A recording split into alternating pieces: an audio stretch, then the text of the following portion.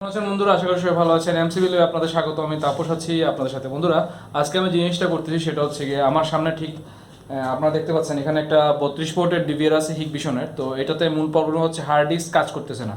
তো আমরা আজকে হার্ড ডিস্ক নিয়ে আসছি এবং দেখবো যে এটা কেন হার্ড ডিস্ক কাজ করতেছে না এবং হার্ড ডিস্ক কাজ না করলে কী করতে হয় সেটা আমরা আজকে দেখে নিব। তো এই ডিভিআর আমি এখানে 2 TB একটা হার্ড ডিস্ক কানেকশন করতেছি। আর এই প্রতিষ্ঠানটা হচ্ছে আপনার সানরাইজ কমিউনিটি সেন্টার।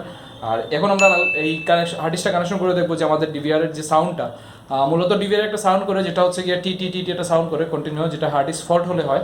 তো আমরা আজকে হার্ড ডিস্কটা কানেকশন করে দেখবো যে আমাদের এই প্রবলেমটা হার্ড ডিস্কের জন্য হচ্ছে নাকি অন্য কোনো প্রবলেমের জন্য হচ্ছে। তো চলুন দেখা যাক, হার্ড ডিস্কটা ফিটিং করি, তারপর আপনার সাথে আলোচনা করতেছি কীভাবে কী করতে হয়।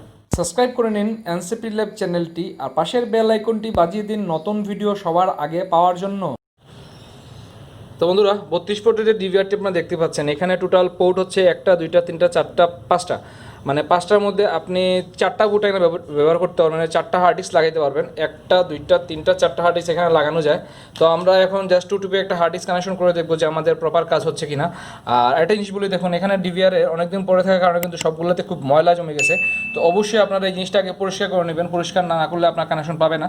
তো প্রথমে আমরা উপর থেকে কানেকশন করে দেখবো যে আমার হার্ড ডিস্ক পাচ্ছে কিনা, তারপর এটা আমরা ফিটিং করে দেবো। তো চলুন হার্ড ডিস্ক লাগাই। তো বন্ধুরা দেখতে পাচ্ছেন আমরা কিন্তু এখানে হার্ড ডিস্কটা কানেকশন করে দিয়েছি ডিভিআরে, এবং এখন আমরা যে জিনিসটা করবো, আমাদের মনিটরে পাওয়ার আসা পর্যন্ত আমরা অপেক্ষা করতে হবে এবং এটা হার্ড ডিস্কটা ফরম্যাট দিয়ে দেখবো যে আমাদের হার্ড ডিস্কটা প্রপার কাজ করতেছে কিনা। যদি কাজ না করে তাহলে অবশ্যই এখানে ডাস্টের জন্য প্রবলেম হবে, নতুবা সার্কিট থেকে কোনো প্রবলেম হবে। তো প্রথমে আমরা এই হার্ড ডিস্কটা কানেকশন করছি এবং আমরা ডিভিআরটা এখানে মনিটরে শো হওয়ার জন্য অপেক্ষা করি, তারপর আমরা হার্ড ডিস্কে কী ইনফরমেশন এসে সেটা দেখে নেব। তো বন্ধুরা দেখতে পাচ্ছেন আমাদের ডিভিআরটি কিন্তু এখন অন হয়ে গেছে এবং ক্যামেরা যেগুলো অ্যাক্টিভ আছে সেগুলো শো করতেছে। এখন হচ্ছে কি আমাদের হার্ড ডিস্কটা পাইছে কিনা সেটা দেখতে হবে, সেই জন্য আমরা রাইট বাটন ক্লিক করলাম। তারপর আমরা সরাসরি এখানে যে মেনুটা আছে মেনুতে চলে যাব, দেখতে পাচ্ছেন আপনারা, মেনুতে চলে গেলাম।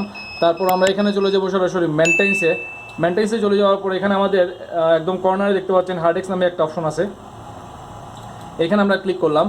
ক্লিক করার পর দেখতে পাচ্ছি এখানে আনলকটেড 2 TB জায়গা 2 TB শো করবে না।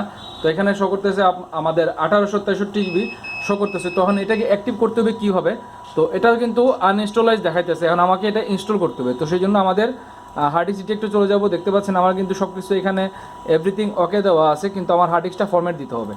তো সেই জন্য আমাদের হার্ড ডিস্কটা এখন আমাদের ফরম্যাট দিতে হবে। ফরম্যাট না দিলে কিন্তু আমাদের কোনো কাজ করবে না। তো চলুন আমরা হার্ড ডিস্কটাকে ফরম্যাট দিয়ে দিই।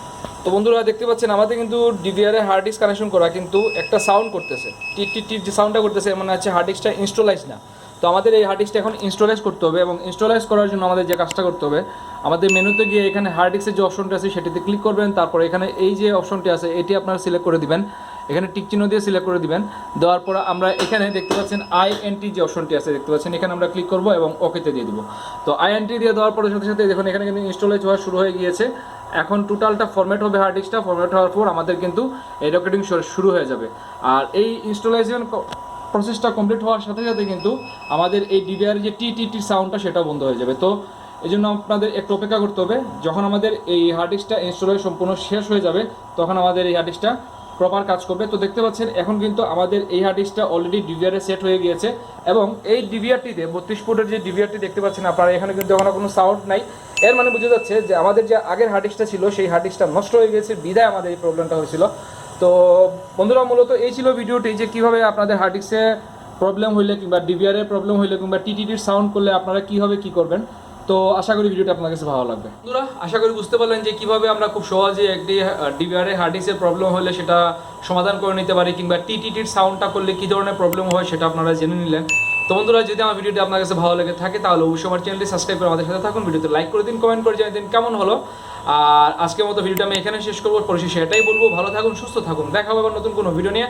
নতুন ভিডিওর আমন্ত্রণ জানিয়ে শেষ করছি আজকের ভিডিও। সবাইকে অন্তরস্থল থেকে স্যালুট।